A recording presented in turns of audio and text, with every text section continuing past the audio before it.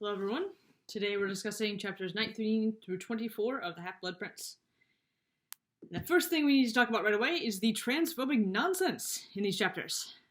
I spotted two major instances of this nonsense, both of which I definitely missed when I was younger. So first, Voldemort's name.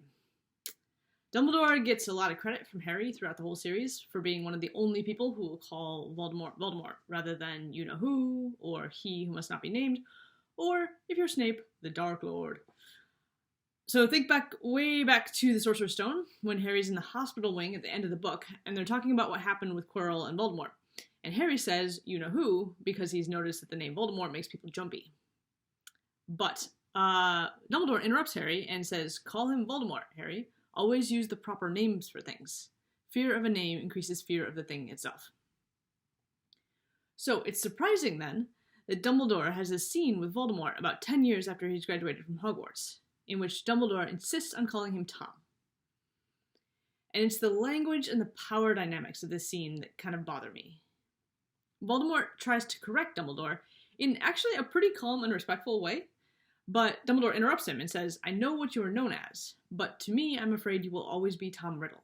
It's one of the irritating things about old teachers, I'm afraid, that they never quite forget their charge's youthful beginnings. Harry, who's viewing this in the pensive, observes that Dumbledore's refusal to use Voldemort's chosen name was a refusal to allow Voldemort to dictate the terms of the meeting. Now, to be clear, Voldemort is the head of an up-and-coming terrorist organization, and he's asking Dumbledore to let him hang out with children and possibly recruit them. So it's very reasonable that Dumbledore's not feeling warmly toward him and wants to maintain the upper hand in this conversation. But his power move here, which Harry notices changes the whole atmosphere of the conversation, is to refuse to call Voldemort by his chosen name. And Dumbledore doesn't say, no, I won't call you Voldemort, because that would legitimize all the evil things you're doing. Instead, it's that no matter what Voldemort does, to Dumbledore, he'll always be just what he was when he was young. If this wasn't coming from J.K. Rowling, I probably wouldn't notice it. As I said, I didn't notice it when I read the series the first time years ago. It kind of just seemed like a throwaway line. But it does line up with the unwillingness among transphobic people, which unfortunately this sometimes includes professors and teachers, to, as Dumbledore said in the Sorcerer's Stone, use the proper name and the proper pronouns for trans people. And it paints this as a power thing. Using Voldemort's chosen name would be allowing him to dictate the terms of the conversation. This sense that some transphobic people have that they're being controlled or stripped of their rights when they're simply asked to show respect by using a person's correct name and pronouns seems to have some parallels here. Okay, so that's one. But then there's the revelation that Draco's stolen Polyjuice potion and is now disguising Crabbe and Goyle as little girls when they're acting as lookouts outside the Room of Requirement. And this discovery made me a little bit uneasy, given what I know of Rowling. And actually, I've been reading Polyjuice Potion a little more cynically in general this time through the series. The trio discovered this method of physically transforming their bodies in a book from the library's restricted section, full of potions with gory and unnatural effects on the body. Even when it's our good characters who are using it, we won't even get into the evil uses of Barty Crouch Jr., Polyjuice Potion has always been represented as forbidden, dangerous, deceitful, and involving a painful transformation that could lead to mishaps or tragedy, as if to suggest that the body shouldn't be changed. We often see the same kind of thing with Animagi. Our good characters, have at least stuck to same gender transformations, but now that Crabbe and Goyle are disguised as little girls, that's one more layer of transgression to signal that they're up to no good. But then it gets worse.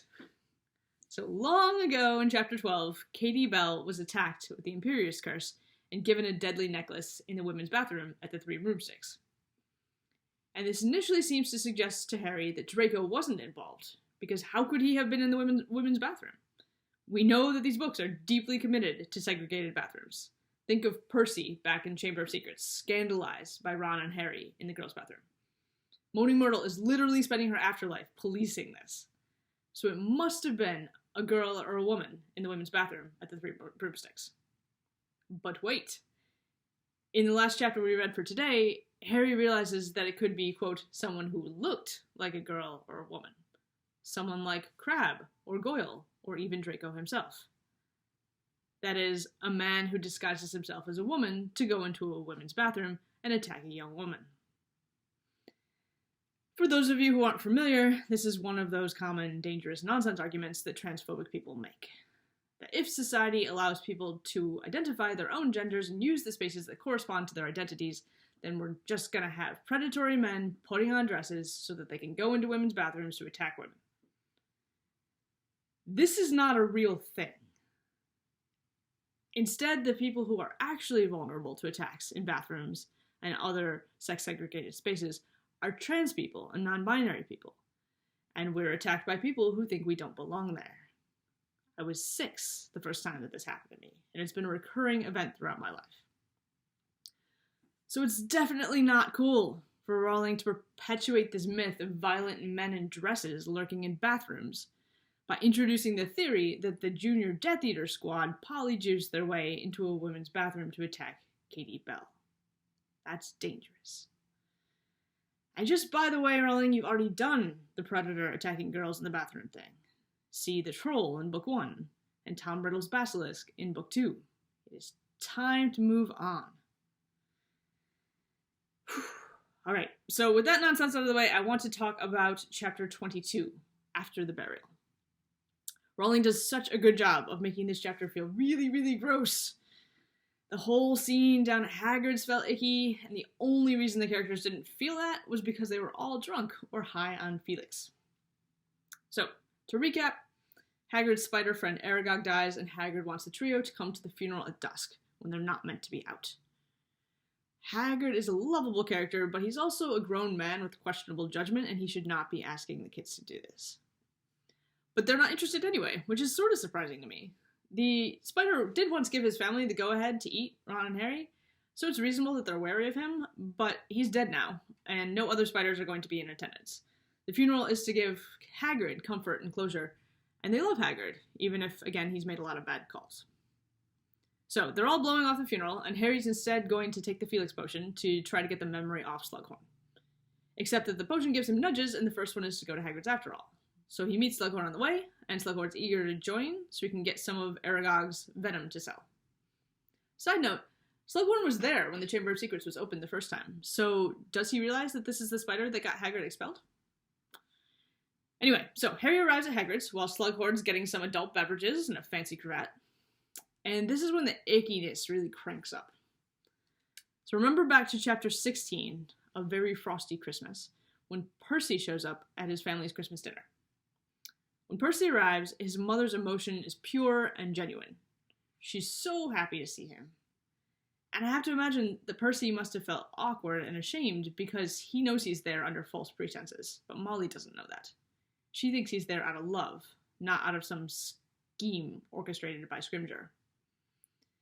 To me, this is that same moment, except that Harry doesn't feel any awkwardness or shame because he's under the influence of the Felix potion.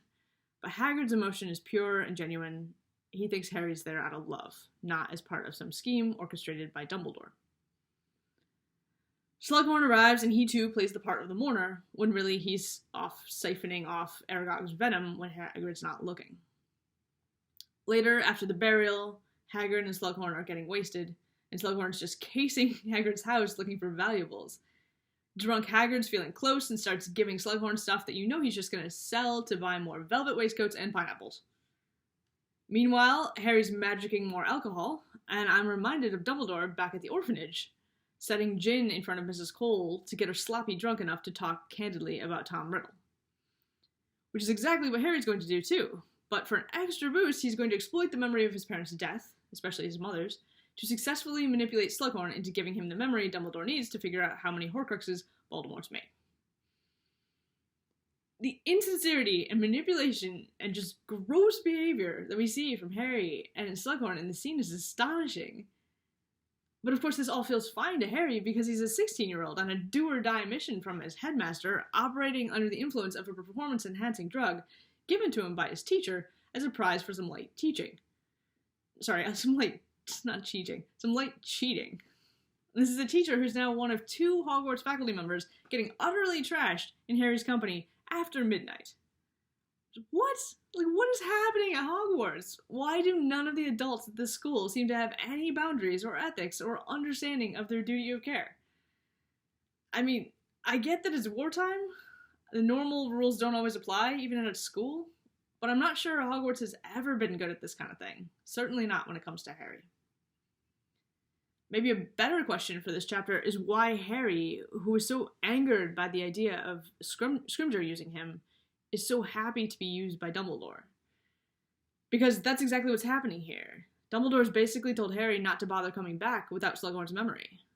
So Harry's called up the trauma of his parents' death, exploited Hagrid's grief and trust, and manipulated Slughorn's affection and guilt, all in the service of getting that memory.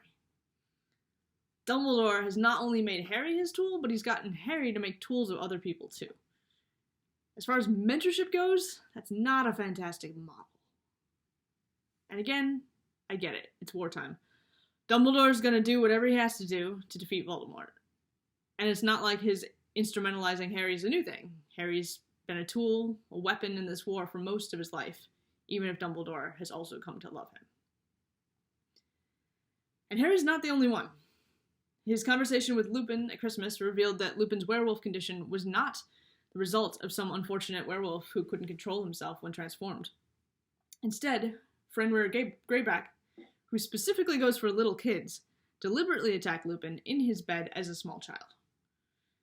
And we learn in the chapters we read for today that Greyback's recently done this to the 5-year-old brother of 2 girls at Hogwarts, killing him as payback for their mother refusing to help the Death Eaters. Given Greyback's premeditated pattern of attacking children, specifically in their beds, coupled with Rowling's choice to link lycanthropy to a virus that can be transmitted via sex, it's hard not to read Greyback as some sort of child molester, which is a very problematic twist to the lycanthropy as HIV metaphor. But again, even if we ignore the sexual undertones and read Greyback simply as a person who enjoys doing violence to children, he's still a monstrous figure.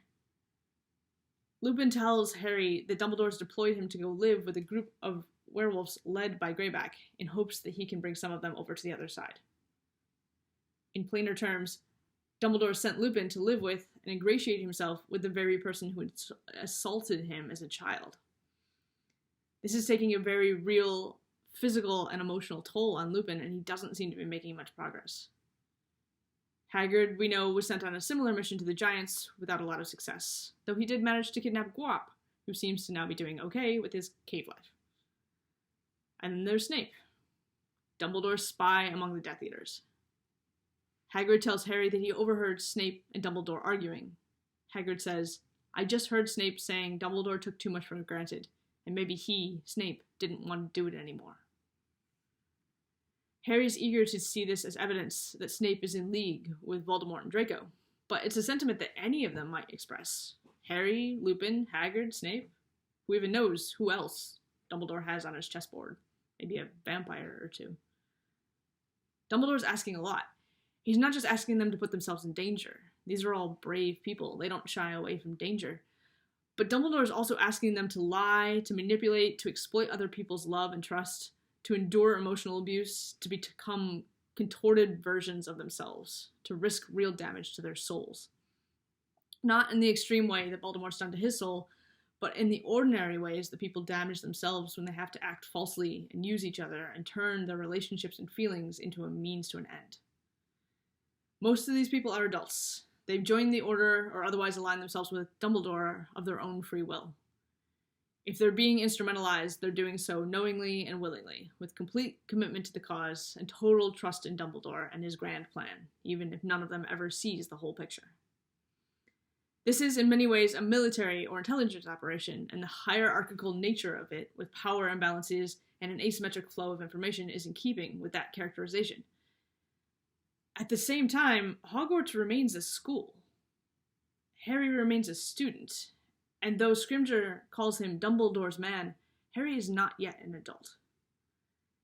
And although many different people might make a claim to being Harry's parental figures, the Dursleys, the Weasleys, Sirius, At the end of the day, by making all the major decisions about Harry's care since the day his parents died, Dumbledore has effectively acted as Harry's guardian.